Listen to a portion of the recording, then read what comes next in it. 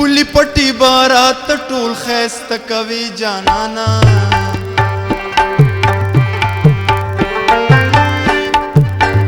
پولی پټی بارات ټول خیسته کوي جانانا پولی پټی بارات ټول خیسته کوي جانانا لولا برازي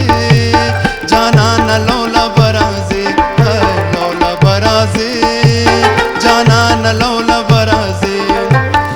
پولی پټی بارات ټول خیسته کوي جانانا. د تیر وخت پسې یو نظم کوشش ما کړو نو هغه ستاسو په فرمایش د مینوالو په فرمایش باندې تاسو ته ډالۍ دی چې تیر وخت پسې ارمانو نه رڼې نه رښتینی وې تیر وخت پسې ارمانو نه رڼې نه رښتینی وې بابا زړه راسپړدلی و خبرې پخوانی وې د خاورو خټو جوړ به و کچه کچه کورونه کوټو ته به وې ستنې پاس لړۍ برګې بینشونه چتونه به و د دربو د کیي او د شرغشي کوټو ته به چنچڼې توتکرکي و راخوشي مننه جي د ستن سره زوړند ډیوې دپاره به ډیوټو بټل و یخ شربت له د اوبو دپاره مټو حجره جومات و یو که به هر څومره کورنی وې بابا زړه راسپړدلی و خبرې پخوانی وې هر یو ګل د پاڼې پاڼې نشته سایه واغوټۍ کې ځان له رانجه کړه د جانان د مسکن خورې ری ځان له رانجه کړه د جانان د مسکن خورې ایرې زړګي واړوه د یار په چلن خورې ایرې د انځر ګل د مرغۍ پی داسې د ښکلو وفا د انځر ګل د مرغۍ پی داسې د ښکلو وفا پیدا مې نه کړه که مې ډېر کړلو تن خورې ایرې. شروع کوم په نامه د هغه المقیت یعنې طاقت وربهونکي جل جلاله په نوم چا چې اختشام خان ته دومره طاقت ورکړو چې ستاسو مخکې یې خوله پرانیسته په نامه د هغه المعز یعنې عزت وربهونکي جل جلاله په نوم چا چې زمونږ او ستاسو په شریکه پروګرام ادبي محفل ته په سوشل میډیا یو ستر د عزت مقام ورکړی دی. سلامونه نیکې هیلې او پیرزونې مې ومنئ د لوی بادشاه نه تمه لرم چې روغ رمټ به یې د صحت او د عزت په جامه کې وپټې. قدرمنو کتونکو شعر او شاعر دواړه ټول کام په شریک اساسوي. یو شاعر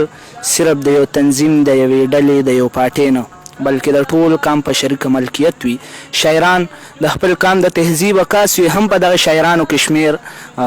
د باغچې ډیرې د سیمې یو نامور شاعر د چا جذبو چې زمونږ او ستاسو فکرونو ته دوام وروبخه او د هغه لفظونه د خدای نور په چراغانو باندې روښانه دي. وزیر محمد صاحب را سره ناست دی. وزیر محمد صاحب ته په خپل پروګرام کې هرکلی ویم او په خیر راغلی. احتشام صاحب ډېره مننه کوم ستاسو چې تاسو زما د یو ناچیز دپاره دومره زیات تکلیف تیر کو په ځان باندې چې د هغه ځای نه م زموږ په در باندې خپل د پلونو ښکلا موږ ته راوبخله. نو زه ډېر ستاسو مشکور یم. زه هېڅ نه یم خو ستاسو د مینې دا په ما ډېر زیات لوی احسان دی. وزیر صاحب ډېر زبردست لیک کوي ډېر ښکلی لیک کوي ډېر دروند لیک کوي. زړه مې غوښتل چې راشم او تاسو د خپل مینوال سره مخامخ کړم. دا خو ستاسو په مونږ حق جوړیږي چې مونږ هغلته نه راشو او تاسو سره کینو خپلو مینوال سره تاسو معرفي کو. وزیر محمد صاحب زمونږ د مینوال سره لنډه غونته کې پیژنګلو کې خپله د هغې نه پس پروګرام آغاز کوو. د پیژنګلو خو دا ده چې وزیر محمد په نوم باندې یم چې د باغچې ډېر اوسېدونکی یم او بس دلته د ژوند شپې ورځې سبا کوم. ډېره زیاته مننه وزیر محمد صاحب. دا راته ووایه چې شعر او شاعرۍ سره د کم وخت نه تعلق لرئ په کومو اصنافو تاسو کار کړی او د خوښې صنف هم څه دی؟ شاعري جي زما مشر ورور دی فدا الله فدا صاحب نومې دی. هغوی انپړو خو په هغه وخت کې هغوی شاعري کوله. اوس خو کمزوري دي. نو زمونږ په خاندان کې د دوی په خټه کې د شاعرۍ دا ذوق چې دی داخلي شوی دی. نو د هغوی نه مې اثر اخیستی دی. کله چې ماشوم ما به چېرته مشاعرو راتلو نو زه به یې ځان سره کړم چېرته داسې شاز و نادر نو لا بړم ورسره. بیا د باقاعده شاعري چې وه نو هغه تیر د فبروري مارچ د میاشتې نه ما باقاعده آغاز کړی دی او هغه هم د دې کلي یو دوه کشران دي زموږ سید حسین صاحب دی او بریال صاحب دی هغوی راله چې وی یاره ته لیکل کولی شي نو کوه نو د هغوی یو راویښې کړمه نو بس تر اوسه پورې لګیا یم او لیکل کومه کوشش کومه چې ښه لیکل وکړمه. ډیره مننه، الله دې درله نورم طاقت درکړي چې نور لیکل هم وکړې. وزیر محمد صاحب مینوالو غوښتنه کوله ستاسو او خاص کر د هغه نظم کم نظم چې تاسو مونږ ته هلته ویلو او په هغې پخوانۍ زمانې هغه عکاسي وه ټوله هغه نظم راته ړومبې ډالۍ کې بیا مخکې ځو ګپ شپ به هم لګو شعرونه به هم وایو. د تیر وخت پسې چې یو نظم کوشش ما کړو نو هغه ستاسو په فرمایش د مینوالو په فرمایش باندې تاسو ته ډالۍ دی چې تیر وخت پسې ارمانو نه رڼې نه رښتینی وې تیر وخت پسې ارمانو نه رڼې نه رښتینی وې بابا زړه راسپړدلی و خبرې پخوانی وې د خاورو خټو جوړ به و کچه کچه کورونه کوټو ته به وې ستنې پاس لړۍ برګې بینشونه چتونه به و د دربو د کیي او د شرغشي کوټو ته به چنچڼې توتکرکي و راخوشي. مننه جي. د ستن سره زوړند ډیوې دپاره به ډیوټو بټل و یخ شربت له د اوبو دپاره مټو حجره جومات و یو که به هر څومره کورنی وې بابا زړه راسپړدلی و خبرې پخوانی وې د لوښو کېښودوله کانسونه انګیټی وه په ویښ کې به د ستن شملو شاربلو له چاټی وه کندو به و غلیله او جامو له به توڼی وه په تار کې به زوړندو سکې ګوړې له پیټی وه پخلي له به منډه و بام ختلو له پوڼی وه بوقه بیاسته سرخه د توت د لختو به کانګړی وه او پینډې ته کټکې غلبیل تالي به و چونی وې بابا زړه راسپړدلی و خبرې پخوانی وې. مهرباني جي. ډیر زبردست. اوبو له په ټول چم کې به یو کور کره کویې و یو سر باندې یو لاس کې بل په ترخ کې به منګې و یو کور کې به تنور نه راچاپېره وې همزولې دانی و په میچن وړول په چج به یې صف کولې د چرګو کوټګۍ وه غوانو میخو له غوجل وه جغ یوې پنجرخې ماله خاخۍ به د غوبل وه شوتلو او وښو له به ترنګړې او چرنی وې بابا زړه راسپړدلی و خبرې پخوانی وې. مهرباني جي. رشته به د هر چا د مشرانو په مرضی وه زانګو کې په اوږه او یا په اوښ به سره ډولۍ وه یو کټ او یو اسباب یو تختپوش او یو به میزو شکور چچ پوزې به بوزې او یو چاڼ دا به جهیزو او یو بل به استایلو د مامې به غږېدلې موږې چې به جنج وایستو ډولۍ به بیا وتلې او نخرې دا اوسنی مهرباني جي نخرې دا اوسنی نه د هلک نه د جینۍ وې بابا زړه راسپړدلی و خبرې پخوانی وې کالي به د سرو زرو مهرانونه او ګجرې وې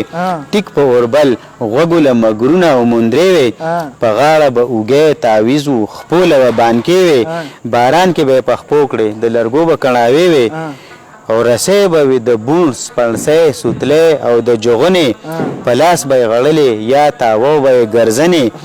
او د ګوړې حلواګانې به جړو کې د یخنۍ وې بابا زړه راسپړدلی و خبرې پخوانی وې.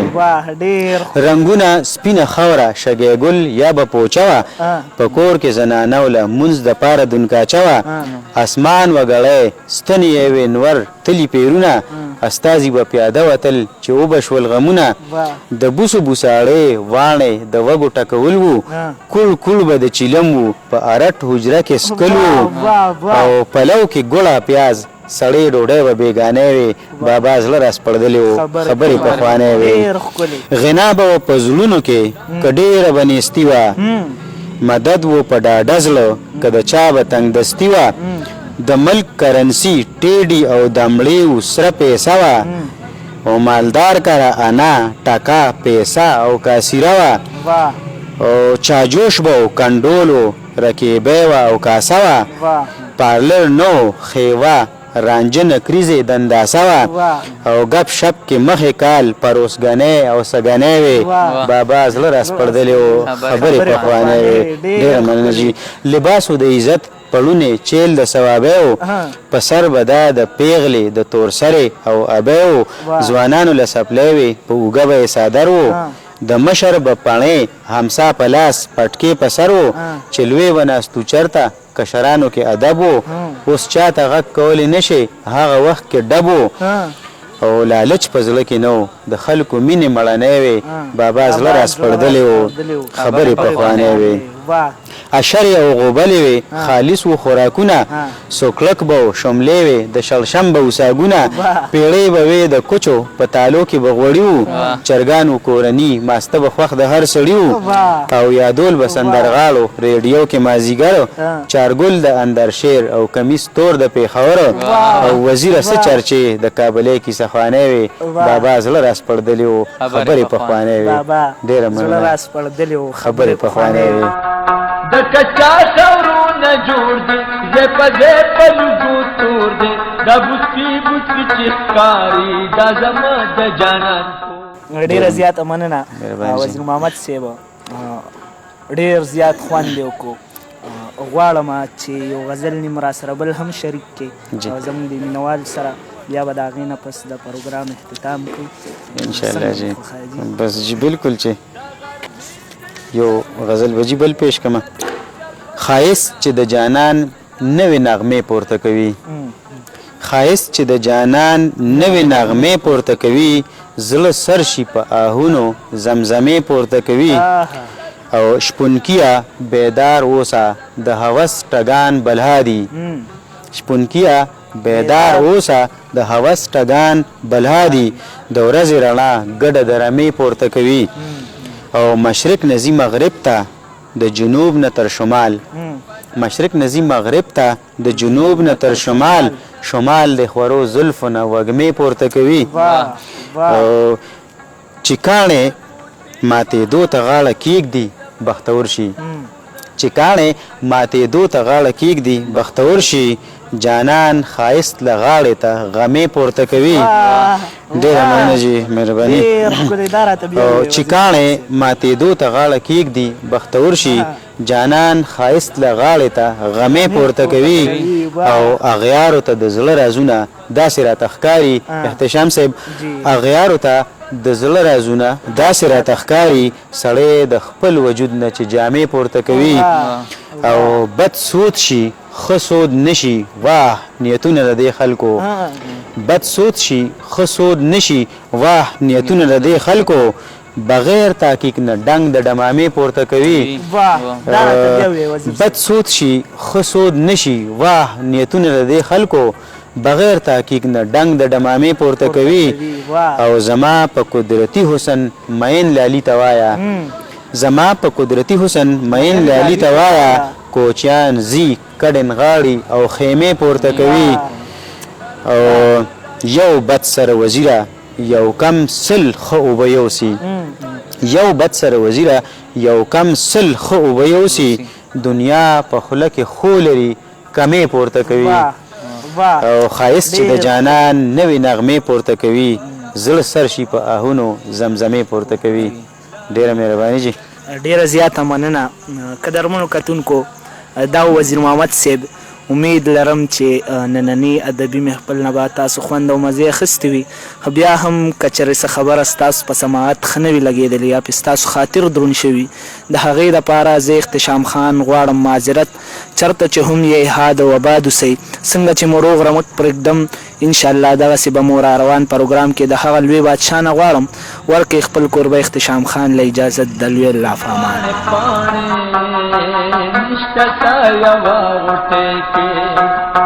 هر یو ګل د پاڼې پاڼې نشته سایه